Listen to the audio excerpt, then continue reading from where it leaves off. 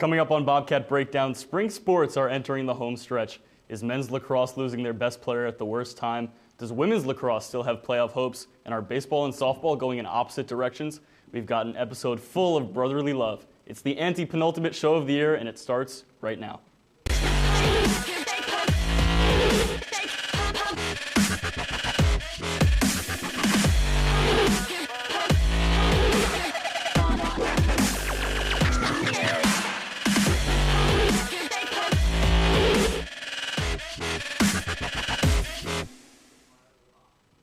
Welcome into Bobcat Breakdown. Jacob Resnick with you. Glad you've made us part of your Tuesday night.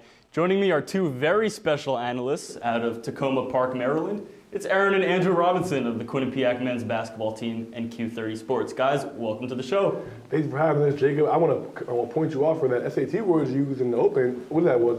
Anti-penultimate. Anti-penultimate, for sure. That was something else, man. I gotta give you props for that. All right, let's jump right into the debate, starting with men's lacrosse. Now, this team is the reigning MAC regular season champ, but was handed a first-round exit in the postseason. Now they sit in a tie for fourth with 3 games to play. Aaron, tell me, does it matter if this team finishes in first place? Jacob, I'm going to tell you, it does not. And this is why. The MAC tournament this year is going to be held at Marist. And if recent history is any indication of how this team will do, the host has not done well in recent memory. Last year, Monmouth was the host, and they lost their first round game. The year before that, Marist hosted again, and they lost their MAC championship game. The last team to host the MAC tournament and win was Quinnipiac in 2016, our freshman year. So for this team, if right now they're sitting in a tie for fourth place, the top 4 teams make the MAC tournament. If this team can finish they're playing Monmouth at home on Tuesday night next week, I expect them to win that game. Then they go to Manhattan, which is one of the less teams in the MAC. They're currently sitting at 7th. I think that this Quinnipiac team will be able to sneak into we'll be able to make the MAC tournament, and then they'll be able to, to go from there. So I think that this team does not need to win the MAC in order to be able to feel confident going into the MAC tournament. Yeah, I mean, we don't agree much on a lot of things, Aaron, but I'm going to have to agree with you here. I don't think it really matters that Quinnipiac wins the MAC. I think that obviously, like you mentioned before, they were the number 1 seed last year. They were upset in the playoffs. So I think this year, maybe going in as a 3 or 4 seed, it might be better for them. I think when you're a lower seed team, you're going in with no pressure. You're playing with you're just playing free. I think also considering the fact that Quinnipiac and Marist are at the top of the league right now, it's hard to beat a team twice in the season. They both lost. They both defeated the Bobcats early this year, so I'm liking the Bobcats' chances to face them again in the playoffs. Also, the fact that Canisius beat them last season, I think the Bobcats are going to have revenge on their mind this year, so if they matched up with them, I'm liking the Bobcats' chances in the playoffs.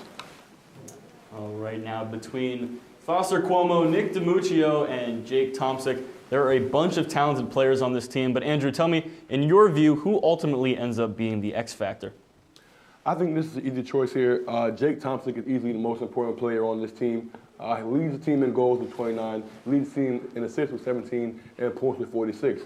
Last time I heard, basketball is about buckets, lacrosse is about scoring points. He leads the team in all of those important categories. He also shown that he can take over a game. He has 8 goals in a game this year against NJIT, the season high. Foster Cuomo missed a lot of time earlier in this year. Tomsic obviously proved that he can carry the load and kind of ran with it since then. So I think the clear choice is Jake Tomsic. Andrew, you made a strong argument, my brother. But I have to tell you, you are wrong. I'm going to tell you why you're wrong. So Jake Tomsic is an outstanding player. He's having arguably a MAC Player of the Year type of year. He is. But Foster Cuomo was a preseason MAC Player of the Year. He was on the absolute tear up until these past 2 games, which he has failed to register a point. The game before these last 2 where he's went scoreless. He had 6 goals, I believe 6 or 7 or 8 goals. He was on an absolute tear. These last 2 games he hasn't scored, and they lost these last 2 games. Over Cuomo's career, he's played in 47 games. There have only been 10 where he has failed to score a goal. In those 10 games, Quinnipiac is 4-6. They have a losing record. And obviously the 2 games this year where he hasn't scored, they're 0-2. This team has been struggling to score the past couple of games, and he is the main reason why. So I think, without a doubt, if this team has any chance to win, Cuomo is going to have to get going, and which is why he's the most important player. Okay, point taken, point taken. All right, let's transition to the women's team now. Last week, Kevin Higgins and Brian Schwartz came on the show to dish on whether or not women's lacrosse would ultimately make the playoffs. Let's take a look. The odds that they lose all three of those games are very low. They're going to take one of those games at least. And they should be around that 6th seed. I would have to agree with you. Obviously, it hurts that those last 3 matchups are against the 2nd through 4th best teams in the MAC. Right. But this team has shown time to put the level of their opponents this year. So, barring something crazy, they should be able to sneak in at least the top 6. All right, well, that was then, and this is now. Both Kevin and Brian were confident that this team would reach the postseason, but since then, they've dropped a pair and have one more game this weekend against Monmouth. So, Aaron, we talking playoffs? Much as I want to say so, I'm going to go no. This team right now is sitting in 7th place in the MAC. They're a half game out of 6. They're behind Niagara, who already beat them. So if Quinnipiac was to end up in a tie with Niagara, the tiebreaker would go to Niagara because they've won head-to-head. Now, like I said, the top 6 teams in the MAC make the playoffs. Quinnipiac, next game is against Monmouth next week at home. Monmouth is currently in 4th place in the league, so they're one of the better teams at 4-2. Niagara has to play Canisius, which they'll probably win, which would get them to 3-4. And then they have to play also Canisius. No, they have to play Manhattan, who is 2nd in the conference. So they're probably looking at a 1-1 record, which will get them to 3-5. And Quinnipiac, if they were to be able to pull the upset, will get them to 3-5. But I do not see them beating Monmouth this weekend. They've lost 3 of their last games, their last 3 games in a row, and I just don't see them winning and getting to the postseason. Man, I don't think we're going to make it to trend tonight, but again, man, I'm going to have to agree with you. Like you said, they lost their last 3 games in a row. Next game is against Monmouth, who, like you mentioned, is at 4th place in the MAC. I think the greater area of concern is the game is at home. Quinnipiac is a much better team away from home than they are at home. They're 1-4 at home, 4-6 on the road. So, being that Quinnipiac is playing against Monmouth at home, with the season on the line, unfortunately, I don't like their chances. This year, Quinnipiac's only 2 wins have come against Iona and Canisius, who have a combined 1 win. So, with that being said, I think that the chances to go into to have a home game, defeat Monmouth at home, I'm not liking the Bobcats' chances, but I hope they can get it done. That's why they play the games. Now, from the crease to the circle, where softball endured a rough week, blowing a 7-1 lead against Hartford on Thursday before being swept by Siena on Sunday. Andrew, which one of those losses was more concerning to you? I'm going to have to go with the Siena sweep. I mean, the Bobcats, they were on a roll to begin the year. They were 4-0. In the MAC, they were 4-0. Since then, they've dropped their last 6 straight MAC contests. Going into the Siena game, the Bobcats were 4-4. Siena was 3-3. So obviously, Siena, that matchup was a very pivotal game to determine playoff standings. After the sweep, the Bobcats currently sit in 7th place. Only 6 teams make the playoffs. So I think it's going to be a struggle for them to kind of get back in shape going forward. The next 2 games are against Marist, who's 8-2 in the MAC, and then not this weekend, but next weekend they're going to go to Iona, who is also 8-2 in the MAC. So unfortunately, I think that this sweep by Siena did significant damage to their playoff hopes, and I'm not sure they're going to be able to recover. So the question here was, which loss is more concerning? Now, I think if you were arguing which loss means more to the team, then I think you'd be right. But I think the more concerning loss is this blown lead versus Hartford. They were up 7-1 after the 2nd inning. And even after giving up 5 runs in the 4th, they still had an 8-6 lead going into that final inning. That is a game that you were supposed to win 100 out of 100 times. They beat Hartford 6-0 the game before that. You're up 7-1 in the 2nd game of the doubleheader. You have to close that game out. That type of loss is one that would demoralize you and paralyze you for the rest of the season. Now, had they won that game, you have some momentum, having won 2 in a row, going into your next game. But when you lose a game after leading like that, we saw the Warriors last night blew a 31-point lead. I mean, those type of losses are just demoralizing, and it's hard to bounce back from those type of losses, which is why I think that loss is more concerning, because then you start to worry about, the fight of your team. Can they finish games, which is why I think that as a coach or even as a follower, you start to worry about the type of team that you have, at your hands. I hear you, but at the same time, Hartford, not a conference game, seeing a MAC opponent, I'm going to go with the MAC opponent for more concerning. All right, now let's talk baseball. John Delaney's team had won 7 of their last 11 at one point, but is just 4-6 since. However, they did take 2 big wins, including 10-3 over Hartford and 12-0 over LaSalle. So, Aaron, can you confidently say that this is the best team currently playing on campus? Ooh, that's a tough one. Baseball team is really good. They're right now sitting at first in the MAC. They are one of the best teams on campus for spring sports. But can I confidently say that they're the best spring team on campus? I'm going to have to say no. And here's the reason why. For somebody to be the best spring team on campus, I would have to say, can they win a championship? And for the baseball team, I would argue no. The spring team that I do think can win a championship is the men's lacrosse team. Right now they are tied for 4th, but this team has championship pedigree. We said earlier in the show that they've won a championship in 2016, our freshman year. There are currently 12 seniors from that freshman year's team that are still playing now on this year's team, including Foster Cuomo, the preseason MAC Player of the Year, Matt Frost, who was preseason first team All-MAC and had a great game this past weekend in a loss. But I think this team has legitimate MAC championship expectations, and I think the seniors have a chip on their shoulder. Obviously, they were suspended the first 5 games of the season, and now they're back playing with an edge. And I think that this team really does have the potential to go ahead and to do some damage. You have, like I said earlier, Jake Tomczyk, who's having potentially a MAC Player of the Year type of season. He's statistically top 4 in every single offensive category in the MAC. And I just think that talent-wise, and when you look at the team as a whole, I think this team is the only spring sport that has the opportunity to bring a championship home. Wow. The only spring sport has the opportunity to bring a championship? I know what Let me give you some facts, Aaron, okay? The women's tennis team has won 5 consecutive MAC championships, okay? They are clearly far and away the best spring sport still playing right now.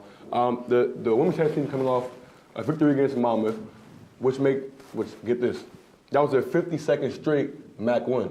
That's what I call dominance, okay? Like I said, they've won 5 straight MAC championships. They're heavily favored to win their 6th straight this year. Clearly, like you said, if you're talking about championships, I don't know about you, but a team's won 5 straight, I'm not betting against them. The women's tennis team is clearly the best spring sport team that's playing right now. It's not even close.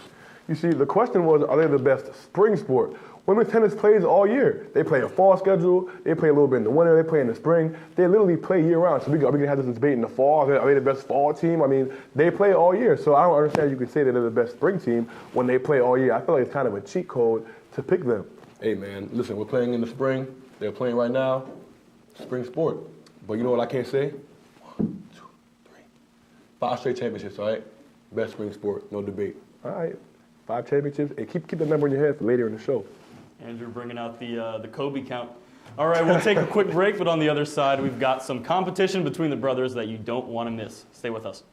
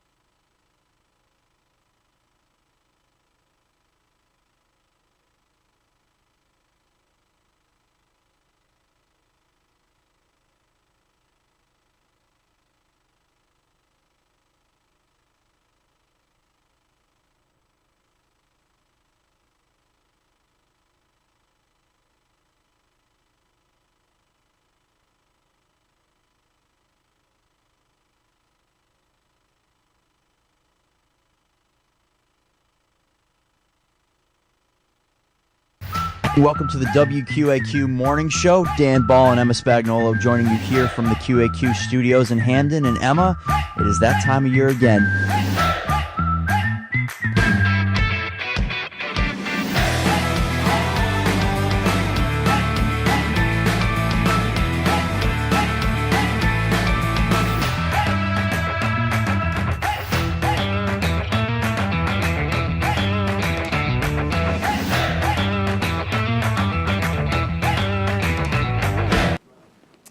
Welcome back to Bobcat Breakdown. Now, guys, I'm sure you've been shooting a basketball against each other since you could first pick one up. So this question is simple. Keeping in mind that you both finished your Quinnipiac careers with the exact same three-point percentage, who's the better shooter from deep? All right, Jacob, this one's easy. It's me. And I don't think it's even close, honestly. You know, let's give them some numbers here. All right, like you said, we both finished our careers at 31.9% from three. So when we look at it, my best three-point shooting season last year, the only season that we were both on the court together, I shot 35% from three. Drew, you shot 34% from three. Let's look at field goal percentage. Aaron, 35.8 career field goal percentage. Andrew, 33% career field goal percentage. Now, if you ask me, 35 is bigger than 33, 35 is bigger than 34, I am clearly the better shooter. Listen, Ace, you want to play the numbers games? Now I'm going to give you some numbers that actually matter, not those. This year you shot 30.1% from three, okay? The last two years when I played, I was hovering around 34, 35%, okay? Now, some more numbers for you, all right? I haven't shot under 30% since my freshman year, which was an anomaly, you know. But, like I said, the first year, Ace, I made 15 threes, you made 1 3. Second year, I made 27 threes, okay, at 34.2%. Your second year playing, you made 24 threes at 35%. About the same, 34.35, about the same. Nah, ain't no about the same. Ain't no about the same. 35 is bigger than 34. Our third year playing, my third year and your third year, I made 37 threes in 22 games, okay? I went down with the ankle injury, missed 11 games, all right? This past season, you made 28 threes in 30 games. So I got roughly 9 more made threes in 8 less games. I'm clearly the better shooter. It's not even close. I made 53 career threes. No, my fault. You made 53 career threes. I made 79. It's not even close. I'm the better shooter. The eye test is spoken. You see, I'm glad you mentioned freshman year, Drew, because that year I shot a whopping 5 threes. And you only made 1. And guess what? And you only made 1. Yeah, look, every time I got in the game, it was garbage time. I was shooting to shoot, you know what I'm saying, on my swaggy P flow when he got in for the Warriors last year. You feel me? Okay. Those numbers are skewed. Well, we're going to end with this, okay? For the line, your career 3 for 21, 43%. I'm the better shooter. You shot 1 free throw your whole career. You don't go inside the paint. Should never be able to shoot the basketball ever again. All right, well, since we couldn't settle this debate through statistics, we have to do a little extra to determine who the better shooter really is. Take a look. All right, so Aaron, you won the coin toss, so you'll go first. This is how it's going to work. We all know horse, but we're going to play our version. That's Q30. So Aaron, why don't you the English 101 textbook? 101 textbook. I ain't never been much of a reader, so I'm going to go ahead. That's what we going to do. Textbook. Oh, textbook that is. I apologize. Enough of these guys. All right, Andrew, watch it. I'm going to go Sharpie. Bucket. All right, knock it down. All right, so. Bucket. All right, knock it down. All right, so. I'm going to go ahead and stay in the same spot. I'm going to go ahead and come over here. Keep the same spot. Hold that cue. Oh, what cue, boy? He's going to get 2 boots soon. Come on, like this. One hand. All right, go with the rubber band One ball. hand, rubber band ball. Ball kick. Knock it down already. Ball kick. There you go, Drew. Go ahead. Tip your butt down. Shoot your break. Take this cue. Take that cue, please. Watch out, you in the way. My fault, bro. My fault. Go ahead. Take that cue. Thank you. Soft right, that's a cue on Andrew. That's a cue for Drew. Go ahead. We're going to give him a 3 now.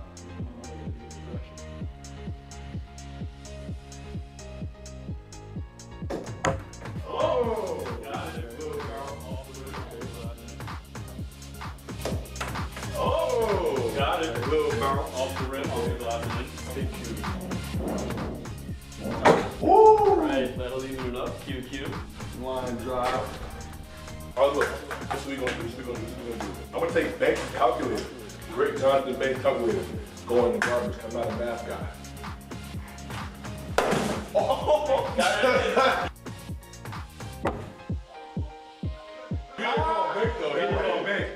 call bank, so go ahead. Take this 3. Sorry, guys. Just look that way they put the good use.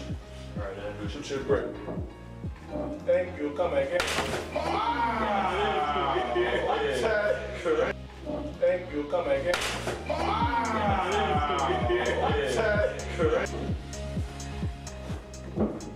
Oh, going with the reverse. Okay, man. You got lined up, you know. All right. Come on. You gonna hold this 3. Just give me the 3 already. It's over. No, it's over. Short. All right, man. All right, so you got a Q, you got Q3. Left hand. No, yeah, left hand, 1 foot. You know what I'm saying? A little trick.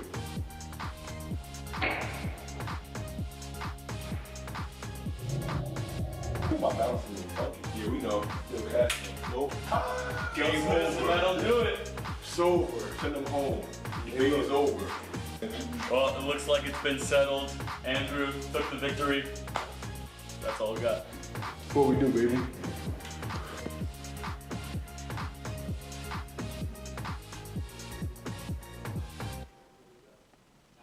Well, that was a ton of fun to shoot, but here's a quick trivia question. Between the two of you, who made the most threes in a single game? I think it's tied 5-5. I know I made 5 versus Marist my freshman year. I think Ace made 5 versus UMass this year, so I'm gonna go with a tie. Tied 5-5, but Andrew actually did it twice. Ooh. All right, now let's move on to some superlatives with a QU twist. Ready for some rapid fire? Yes, sir. Let's do it. All right, first up, who's the funniest teammate you've played with? Remember, you can go back through all 4 years. Yeah, I'm gonna go Phil Winston. You know, that sophomore year team for me was epic. We had a bunch of jokesters on that team: Chase, Phil, Reggie, Cam. You know what I'm saying? Obviously me and you, but Phil was a funny guy, man. That dude, he had a lot of little funny sayings, and I'll never forget his infamous big suit dance that he had in the locker room. I'll never forget that. Hey, man, I think I agree with you. In terms of me, I'm going to stay with that same sophomore year team, except I'm going to go my good man, Reggie Oliver. I mean, something to be said with somebody who can just make you laugh without even trying to be funny. That was Reggie, and I think that I'll definitely have to go with him for the funniest teammate I played with. All right, who's got the best playlist? Who are you handing the aux cord to? Hurts me to say this, but I'm going to go Cam. You know what I'm saying? I think he had some nice pregame heat. Had the Blueface going, Little Baby, Gunna. He had the West Coast. I wasn't really listening to West Coast rap before this year. I had to warm up the Blueface, but so I think I'll give it to Cam. I think Blueface is okay, at best, but he does have a few nice songs. Okay, this isn't even close. And once it's not close, I mean it's not close. I, by far, have the best playlist in Quinnipiac history. And I say this, my playlist, we got some country, some rap, got some Drake, some Meek. We're very diverse, you know what I'm saying? You might catch me in one of many moods, you know what I'm saying? One day I might be on my Jaded floor if I want to cry about my girl or something. One day I might bump that Stay Woke by Meek. And if I'm feeling real country, you know what I'm saying? One number away, nothing like you know what I'm saying? Of course, Victory Lap, Nipsey Hussle, R.I.P. bro. I had this in the country before a game. That's it. Aaron. Automatic thumbs down. Aaron dipping into different genres. I like it. All right, who does the best Gary Payton impression? Who talks the most trash on the court? Ooh. I think we're both agreeing on this one. I'm going to have to go Chase Daniels, man. There's few people who are made like my boy YB. I mean, I think that his ability to get in dude's head, even if he's on your team, you know what I'm saying? I think he has an uncanny ability to do that. So best trash talker, I'm going to have to go Chase Daniels, hand down. Yeah, Chase is one of those dudes, you want him on your team, but if he's not on your team, you usually want to fight him, and you can't stand him, man. But that's my brother. I love him to death. Funniest dude I've probably ever been around in my life, but biggest trash talker for sure. All right, you guys have been all over the country, so what was your favorite arena to play in outside of the People's United Center, of course? This one is going to surprise a lot of people. My favorite place to play in my Quinnipiac career was Iona, man. I know that gym is small, you know what I'm saying? It's not the loudest, not the biggest, but it's something about going to Iona. They've won the MAC 4 years in a row. Those guys always have a great team. It's always a great rivalry over there. And something about when you go in that gym and, the lights on the court are a little bright, the stands are dark, and it's just, that you're in for a battle and it's going to be a big game. So I always look forward. That's one game I always circle on my calendar at the beginning of the year. For me, favorite place to play, I'm going to take it all the way back to my freshman year when we went all the way out to Corvallis to play Oregon State. I remember that game like it was yesterday, one of my first few games of my college career. I had 10 points off the bench. I was feeling like LeBron, actually, after we played that game. But I think, just being able to play in the Pac-12 arena was definitely something that I'll never forget. All right, last one. It's the age-old question. Kobe or LeBron? This is easy. Gonna make it short and sweet. It's Kobe Bryant. I want you to count to 5 like you did earlier, Drew. 1, 2, 3, 4, 5. Count to 81. Something LeBron has never done, will never do, can never do. Also, Kobe, like I said, 5-time champ. LeBron, 3-time champ. Kobe, 2-time scoring champ. LeBron, 1 scoring champion. Kobe, 12-time all-defense. LeBron, 6-time all-defense. Not only is he getting buckets, he's locking up, and he's winning games. Kobe, 18-time All-Stars. LeBron, 15-time All-Stars. Counting. You know what I'm saying? I don't think he's going to get to any. He might get a few more, popularity. He's in LA, but this isn't close. Kobe has that Mamba mentality, winning mentality. 5 for 8 in the finals. LeBron is a disgusting 3 for 9. Who? Come on, man. I'm gonna cut you off. Kobe. I'm gonna cut you off right there because LeBron is clearly the greatest player of all time. Oh my God. And as well, easily better than Kobe Bryant. All right, I'm gonna give you a few stats. LeBron averages more career points per game, more career rebounds per game, more career assists per game, more career steals per game. Oh yeah, more career blocks per game. Field goal percentage. Career, LeBron James, 50%. Kobe, 44%. Three-point percentage. LeBron, 34%. Kobe, 32%. LeBron, 4 MVPs. Kobe, 1. Need I go on? When it comes to Kobe and LeBron, I think the choice is easy. LeBron James.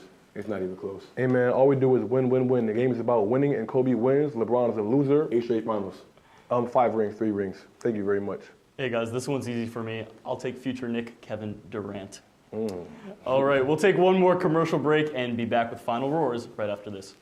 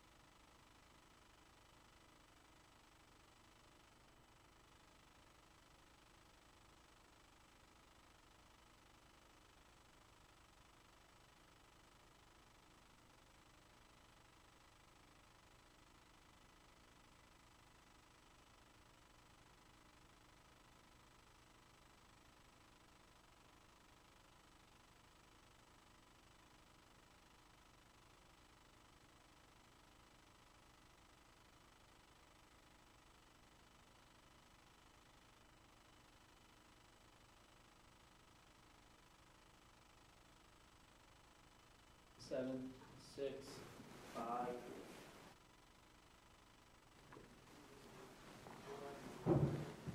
Welcome back. Now, this is usually the part of the show where I ramble on some irrelevant topic, but Aaron and Andrew, this is your show. The floor is yours.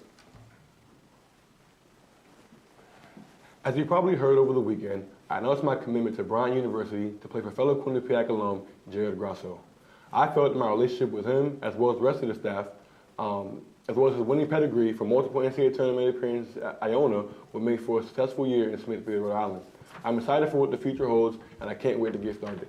However, I couldn't leave this university without thanking everyone who has played a part in making my 4 years here so special. From my coaches and teammates on the men's basketball team, to my classmates, and to my friends who I've met along the way. Thank you. To Q30 and the journalism department, thank you for giving me an opportunity to live out my dreams every day. It has been a humbling experience to share the classroom, the media suite, and the press box with so many talented people who I know are destined for greatness, for greatness in life. The amount of things you all have done for me, I cannot begin to explain. But from the bottom of my heart, I appreciate all of you. Thanks for a lifetime of memories, and I'll see you all at the top. Go Bobcats and go Bulldogs. There's a saying in life that goes, don't cry because it's over, smile because it happened. And for those out there that are wondering, yes, I'm a crier. But now it's not a time for tears. Now it's time to reflect. And I would be remiss if I did not take the time to reflect on what has been the best 4 years of my life. First, I must thank Q30 for allowing this men's basketball player to grace your inner circle and to become one of you. To my fellow seniors, MJ, Josh, Kyle, Sierra, Chris, and Randy, and also to those that have came before me, like Dylan and Maury, you guys have been instrumental in my development, and I cannot thank you enough for always being there to lend a helping hand, or just for being great at what you do and being role models for what a journalist should be. And now for Quinnipiac. Words cannot describe how grateful I am to have called this place my home for the past 4 years. The relationships and bonds that I have built are ones that I will cherish until the day that I go on the ground. From my peers that I interacted with daily, to faculty that have become lifelong allies for me, to the building servers and chartwells workers who I had conversations with on a daily basis, each individual played a specific role, and those moments are what I will cherish the most. So for one last time, thank you, Quinnipiac. Ace Boogie, signing off. Well, guys, it's been a privilege to share the desk tonight, and from Q30 to both of you, thank you for your dedication to Quinnipiac, and we wish you the best of luck in the future. Now that wraps up our show for tonight. Be sure to check out our website at q30tv.com and our Twitter pages at Q30Sports and at QBSN.